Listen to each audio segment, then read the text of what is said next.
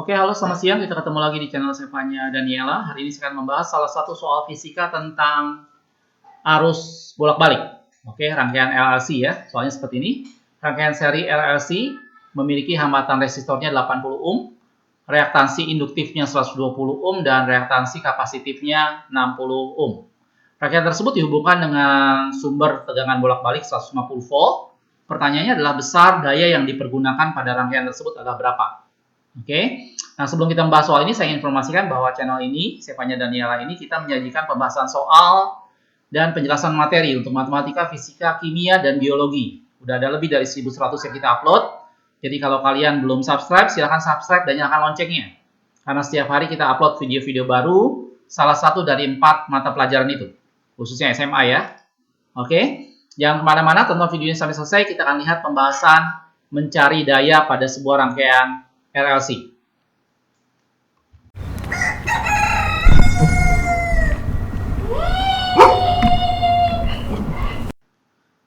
Pelajaran tentang arus bolak-balik ini kalian pelajari di kelas 12.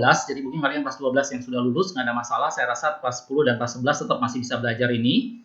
Gitu ya. Kalau saya gambar rangkaian LLC ini untuk resistornya adalah biasanya lambangnya dia begini. Ya, ini untuk resistornya. Dia dihubungkan dengan induktor. Induktor itu berupa sebuah lilitan. Gitu ya, ini induktornya. Kemudian dihubungkan dengan sebuah kapasitor. Kapasitor itu 2 garis sejajar begini. Oke. Dia dihubungkan dengan sebuah sumber arus tegangan. Jangan lupa kalau dia bolak-balik, lambangnya adalah seperti ini. Bukannya seperti arus arah ya. Ini lambang arus bolak-balik. Sumber tegangannya. Oke. Ini adalah R. Ini adalah L-nya. Induktor. Dan ini adalah C kapasitornya. Gitu ya. Ini tegangannya dia bilang 150 volt.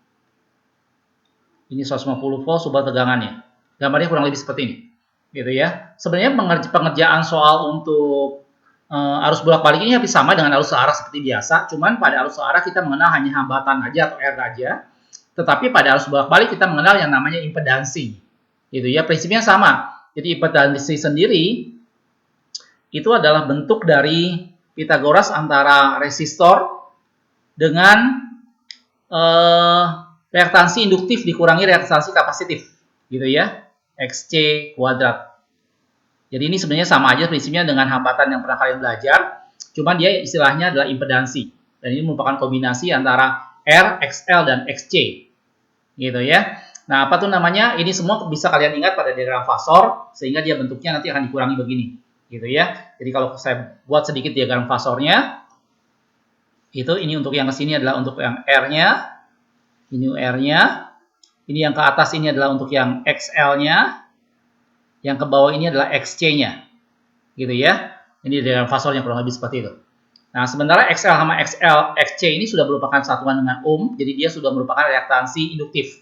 Sementara kalau induktornya sendiri masih dalam Henry ya, ini masih dalam Henry, dan C-nya ini masih dalam farad, gitu ya. Tapi ini udah diselesaikan di soalnya dalam bentuk ohm, sehingga ini kita bisa langsung hitung. Sehingga nilai impedansinya kita bisa langsung hitung dengan mudah. Itu adalah akar dari R-nya tadi berapa? 80 ya, 80 kuadrat ditambah dengan XL-nya adalah 120 dikurangi dengan XC-nya 60 kuadrat. Oke.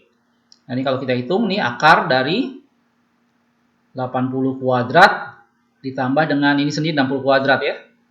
Oke, jadi didapat hasilnya 100 ohm.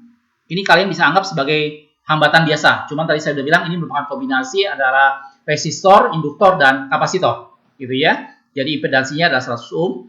Nah, di soal yang diminta adalah besar daya. Ya, kalau kamu lupa rumus daya yang biasa itu V sama dengan V kali I. Gitu ya. Nah, sementara I sendiri adalah V per R. Jadi kalau misalnya V, I-nya sendiri adalah V per R. Nah, R ini yang biasa kita gunakan apabila kita pada arus searah. Pada arus bolak-balik, maka ini menjadi set, gitu ya. Jadi ini kalau pada arus bolak-balik artinya menjadi V kuadrat per set atau impedansi. Ini rumus untuk P-nya. Jadi kalau kita hitung ini menjadi P sama dengan V-nya tadi 150 ya. Dikuadratkan, saya biarkan aja, saya tulis 150 kali 150. Gitu. Per set tadi kita udah hitung yaitu 100. Oke, jadi ini perhitungannya akan lebih mudah nih kalau saya coret. Ini masing-masing dibagi 50 ya, di atas dapat 3, di bawah dapat 2. 2-nya saya coret juga dengan 150 jadi 75. Jadi tinggal 3 kali 75, yaitu 225 watt. Ini adalah nilai dari daya yang bekerja pada rangkaian RLC di atas. Jadi jawabannya adalah 225 watt atau E. Oke, jelas ya. Jadi sebenarnya prinsipnya rangkaian arus bolak-balik ini tidak terlalu jauh beda dengan searah. Hanya bedanya pada rangkaian arus bolak-balik kita tidak mengenal hanya hambatan begitu aja, tetapi ada impedansi yang merupakan kombinasi dari hambatan, resistor, induktor dan kapasitor, gitu ya. Dan hubungan impedansi ini dinyatakan dalam bentuk diagram fasor. Itu apabila ada lengkap rangkaian RLC, maka XL dan XC-nya saling mengurangi dulu. Oke, dan setelah itu kita akan masukkan ke dalam rumus daya biasa, didapatkan nilai daya pada rangkaian itu adalah 225 watt. Oke, jelas ya? Kalau masih ada hal-hal yang belum ngerti, masih ada yang ditanyakan, silahkan kamu tulis di kolom komentar di bawah ini ya. Sekali lagi jangan lupa buat yang belum subscribe, silahkan kamu subscribe dan share juga ke teman-teman yang lain. Oke, makasih sudah menonton, kita ketemu di video selanjutnya.